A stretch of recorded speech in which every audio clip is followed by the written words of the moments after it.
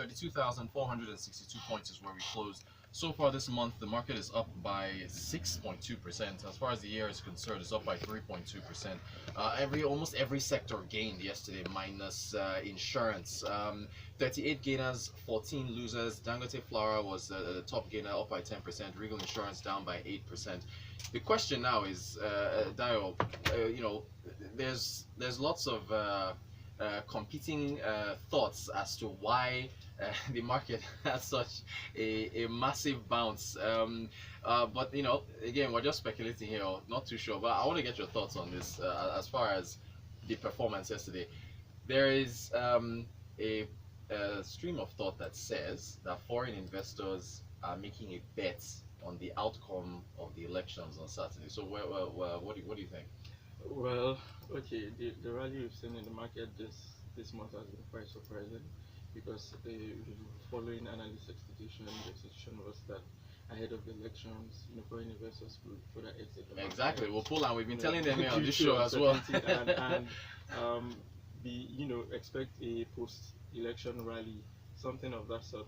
But what we've seen lately is, since last week especially, we've seen foreign investor interested in the Nigerian market, and they focused on stocks with very strong fundamentals. So you see the likes of GTB having over a 14% rally last week. Right. So now the theory regarding betting on the opposition winning, we know that the opposition has gained a lot of ground in recent times, even underperformance of the economy under the Buhari administration. Right. And now this opponent also seems to have a more market-leaning approach to resolving issues in Nigeria, and investors are excited about that. Now, regardless of the winner, we feel there's going to be a post-election rally, because really what affects investor participation in the market is uncertainty about the direction of the economy. Now, if Buhari happens to win, in the elections on Saturday, then markets or investors know what to expect over the next 4 years. They know that social interventions will continue. They know infrastructure agenda will continue. Although the economy might still be struggling, but they have a fairer picture of what will happen. And those who want to stay will stay. Those who want to leave will leave. Right. And if Atiku wins, we expect the bounce post-election to be massive. Right. So we're expecting a post-election rally, but the extent to which the market will perform will depend on who wins. If Atiku wins, we're expecting a much more significant rally because of his approach to issues. If Shawari wins, what happens? There's no. Mogalu wins. Yeah, there's no.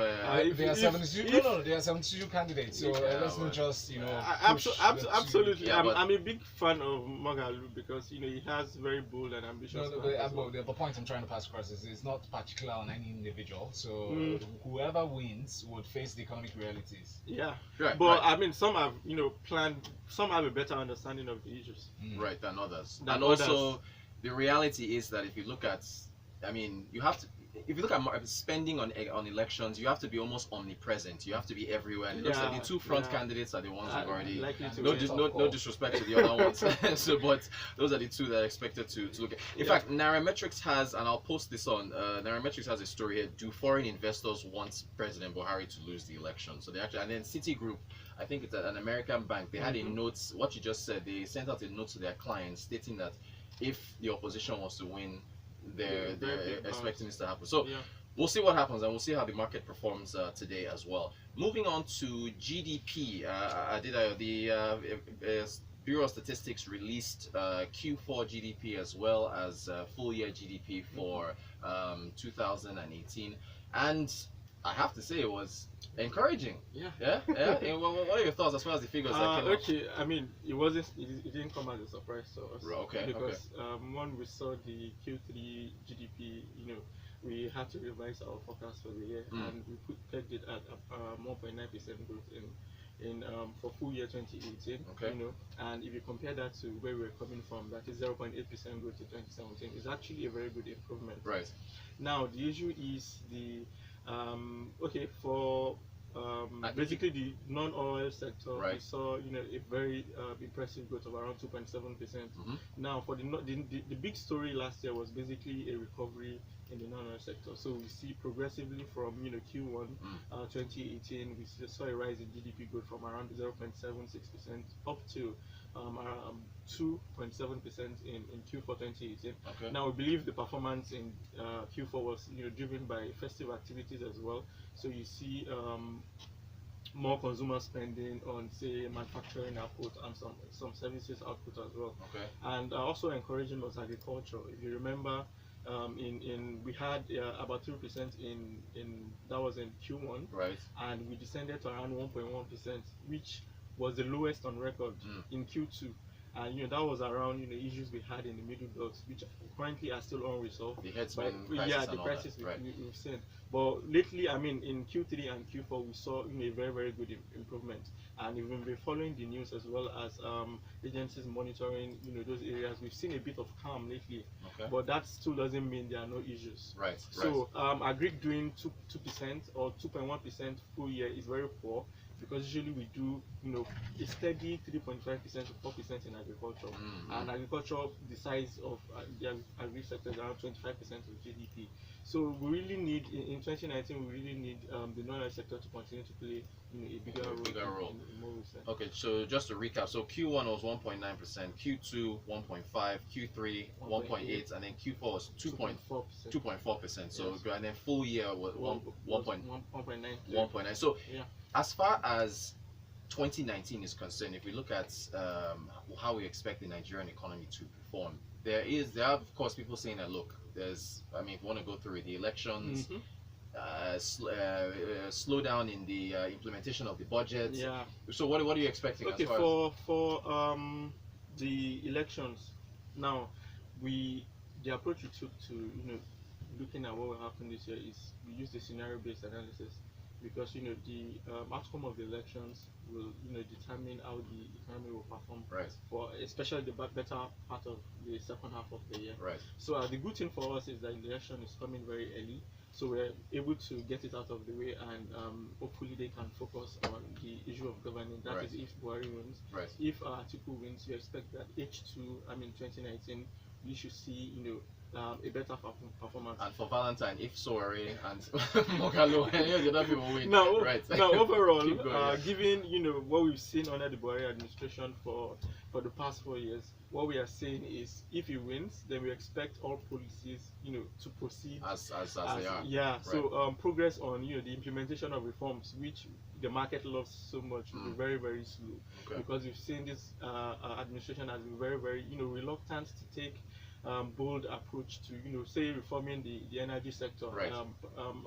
Petroleum, oil and gas, and the power sector. Now, if Buhari, if the opposition wins, then you're going to expect, and he carries out the reforms that he's been planning or promising.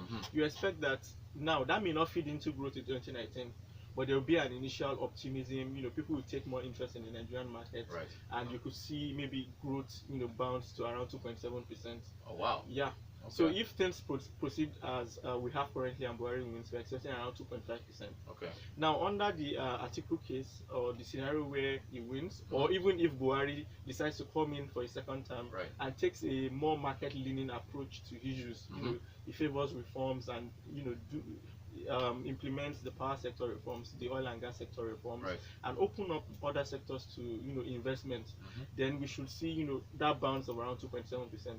Now, the good thing about it is that while it will support investor interest in the short term, right, over the medium term you see it feed into growth. IMF estimates that over the medium term, that is in the next 3 to 5 years, we'll still be doing sub 3% growth. Right, right. So, and that is very bad, because Exactly. when you have your population growing at around 3%, you need growth to be much faster, right, to lift people out of poverty and to create jobs. Okay. Alright, talking about creating jobs and leaving people out of poverty, Yinka has a response to that.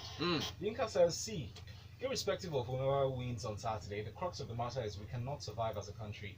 If we continue with the mixed social capitalist way of running Nigeria, capitalist system is the way to go, he said.